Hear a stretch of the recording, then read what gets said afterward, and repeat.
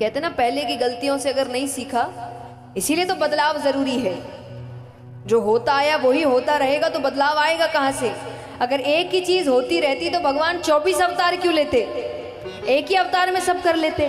क्योंकि समय बदलता है, समय अनुसार व्यक्ति को बदलना पड़ता है, तरीके बदलने पड़ते हैं, काम बदलने पड़ते हैं अगर आपको बदलाव लाना है तो। नियम हमें बांधने के लिए नहीं बनाए गए हैं, नियम बदलाव लाने के लिए बनाए गए हैं, समाज को और अच्छा करने के लिए बनाए गए हैं। और जब नियम आपको बांधने लग जाए, आपके कार्य को होने से बंद करने लग जाए, तब वो नियम अच्छे नहीं हैं और उनको बदलने की अब जरूरत है। इसीलिए भगवान ने अलग अलग अवतार लिए। जब एक अवतार सही चल रहा था तब तक ठीक है, जब उनको लगा अब इस अवतार के नियम बदलने की जरूरत है, तब भगवान ने दूसरे अवतार लिए। मर्यादा पुरुषोत्तम का अवतार लिया। कृष्ण अवतार लेने की क्या जरूरत थी? क्योंकि तब तक लोग ऐसे थे कि मर्यादित रूप में भी व्यक्ति काम कर सकता था, पर जब व्यक्ति ज्यादा ही दुष्ट होने लगे तब श्री कृष्ण जैसे को आना पड़ा कि अब इनको मर्यादा समझ में नहीं आ रही, अब इनको इन्हीं की भाषा में समझाना पड़ेगा। तो यानी नियम आपको बांधने के लिए नहीं होते, आपको और खुला छोड़ने के लिए होते हैं कि आप अच्छे से अच्छे काम करें, बदलाव लाएं। तो यहां पर दुर्योधन ने अपनी बात से पलट गया। तब भगवान शांति दूत बनकर आते हैं। भगवान मनाने की कोशिश करते हैं, उसको बहुत समझाते हैं, पर वो मानने को तैयार नहीं। अंत में उसने कहा, मैं युद्ध के बिना सुई भर भूमि नहीं दूंगा। तब भगवान ने कहा ठीक है। देखिए भगवान यही कहते हैं, अंत तक युद्ध टालो, लेकिन जब नहीं टल रहा तब पीछे मत हटो। भगवान ने युद्ध को टालने की बहुत कोशिश की थी, खुद ने करी है, लेकिन जब नहीं टला तब अंत में जब अर्जुन मना कर रहे थे युद्ध के लिए, तब भगवान ने कहा अब पीछे नहीं हटना। अब जब मान गए कि युद्ध करना है तब पीछे, शुरुआत तक अंत तक कोशिश करो कि ना हो, लेकिन अगर होना है तब पीछे नहीं हटना। तब भगवान ने कहा कि जब कोई मानने को तैयार नहीं, तो अब धर्म यही कहता है कि युद्ध होगा। युद्ध होता है, हम सभी जानते हैं पांडवों की जीत हुई और कौरवों की, धर्म की जीत हुई और अधर्म की। अब भगवान यहां सबसे मिलकर जा रहे हैं, तो गांधारी माता से भी मिलते हैं। गांधारी माता कौन है? कौरवों की माता। दुखी है, बहुत उदास भी है, क्रोधित भी है। तो भगवान जब सामने आते हैं तो उन्होंने कहा कि मेरे 100 पुत्र थे, 100 की 100 मारे गए। वो 5 पांडव थे, एक भी कम नहीं हुआ। कारण तुम नहीं होते ना, वो एक दिन नहीं बचते। तुम्हारी वजह से मेरा पूरा वंश खत्म हो गया। तो जैसे मेरा वंश खत्म हुआ ना, मैं श्राप देती हूं, तुम्हारा वंश भी खत्म हो जाएगा। तुम्हारे वंश में एक नहीं बचेगा। भगवान कहते अच्छी बात है, मैं सोच ही रहा था उन्हें खत्म कैसे करूं। तो यहां पर भगवान ने कहा कि अच्छा है, मैं तो सोच ही रहा था उन्हें खत्म कैसे करूं। क्यों सोच रहा था?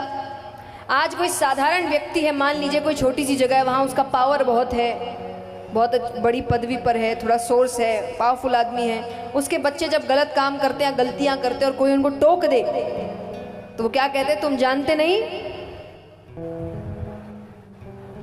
अच्छी भाषा में कहे तो तुम जानते नहीं मेरे पिताजी कौन है, पर ऐसी भाषा का इस्तेमाल होता नहीं है, पर आप समझ ही गए होंगे। तो वो कहते कि तुम जानते नहीं। तो जो छोटी सी जगह में थोड़ा सा अगर पावर मिल जाए तो इतना अहंकार आ जाता है, तो वो तो भगवान के बच्चे हैं। अब भगवान एक ही है, बाकी सब इंसान है, और इंसान अपने रंग दिखाता है, ये पक्की बात है। तो भगवान कहते मैं ऐसा कोई काम करना ही नहीं चाहता कि मेरे जाने के बाद ये कोई कहे कि मेरे वंशज है, मेरा परिवार है, मैं खत्म तो मेरे साथ सब खत्म।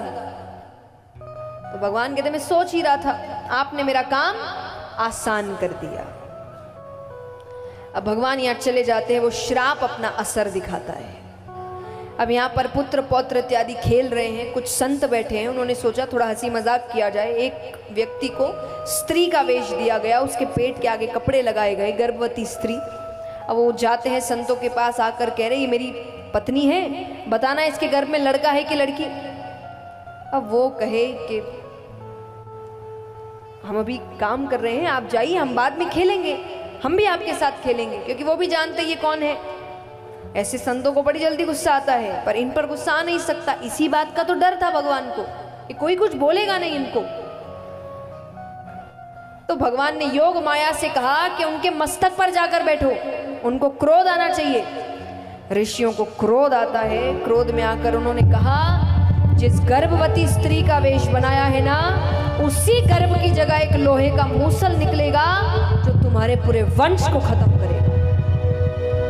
बच्चे डर गए, पेड़ के पीछे जाते हैं, कपड़े हटाते हैं तो सच में जहां गर्भ की जगह कपड़े लगाए थे वहां एक लोहे का मूसल निकलता है। उग्रसेन जी के पास गए तो वो एक बड़े पत्थर पर उसको घिस रहे हैं।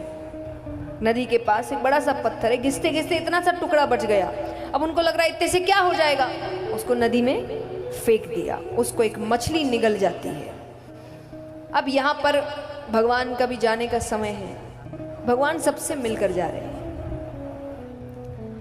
देव की माता वसुदेव जी, यशोदा मैया, नंद बाबा, उद्धव जी। देव की माता ने कहा अभी तक मैं तुम्हारे लिए जीवित थी, अब तुम नहीं तो मेरे 6 बच्चे वापस करो। जिनको कंस ने मारा था, भगवान 6 बच्चे वापस लेकर आते हैं। सबसे भगवान मिलके अब जाने लग रहे हैं। यहाँ पर पुत्र पौत्र इत्यादि के साथ क्या हुआ, सब मदिरापान करते हैं, अब एक दूसरे से लड़ रहे हैं। भगवान को तो सबको खत्म करना है, कारण बना के सब ने एक दूसरे को मारते मारते सबको खत्म कर दिया। बलदाऊ भैया भी उसमें बीच में आते हैं, सब खत्म। बचा कौन, श्री कृष्ण, उनको भी जाना है अब।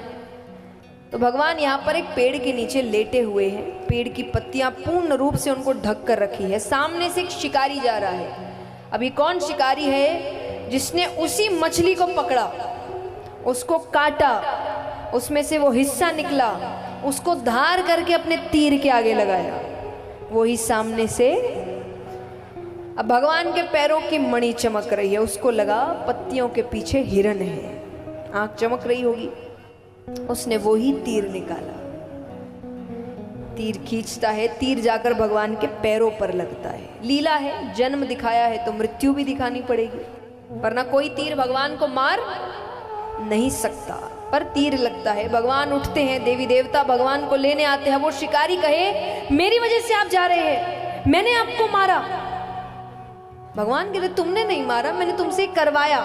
क्यों करवाया? बोले राम अवतार में मैंने तुम पे पीछे से वार किया था, तुम बड़े क्रोधित हुए थे। कौन? बाली। भगवान ने पीछे से वार किया था तो बहुत क्रोधित हुआ था। भगवान कहते इस अवतार में तुमने पीछे से वार कर दिया, हो गया हिसाब बराबर। मैं किसी का उपकार ऊपर लेकर, मैंने तुमको मारा, तुमने मुझे मार दिया, हिसाब बराबर। देवी देवता आते हैं और भगवान को अपने साथ लेकर चले जाते हैं। सुखदेव जी यहाँ कहते हैं कि कथा यहाँ संपन्न हुई, अब तुम बताओ तुम्हें क्या करना है। राजा परीक्षित कहे अब तो मुझे भगवान से जल्द मिलना है, क्योंकि सुखदेव जी ने उनसे यह भी कहा कि अगर तुम्हें डर लग रहा है मैं तुम्हें अमर कर सकता हूं, मैं तुम्हें अमर कर सकता हूं। राजा परीक्षित कहे कि मुझे अमर नहीं होना, तो राजा परीक्षित कहे कि नहीं, मुझे जल्द से जल्द भगवान के पास जाना है। अब वो बैठे हैं, उनसे कई ऋषिगण मिलने आ रहे हैं, क्योंकि 7वां दिन है, कभी भी कुछ भी हो सकता है। अब सभी ऋषिगण आ रहे हैं मिलने, उनको फल काट काट के दिए जा रहे हैं राजा परीक्षित। अब उसी में से एक फल में तक्षक छोटा सा रूप बनाकर बैठ जाता है। राजा परीक्षित के पास वो फल आता है, तक्षक अपना रूप बढ़ाता है। देखिए कथा यही है कि तक्षक ने डसा, मृत्यु हुई और आत्मा भगवान में लीन हो गई। पर कई बार आपको कथाओं की जो रहस्यमयी बातें हैं वो संतों से पता चलती है।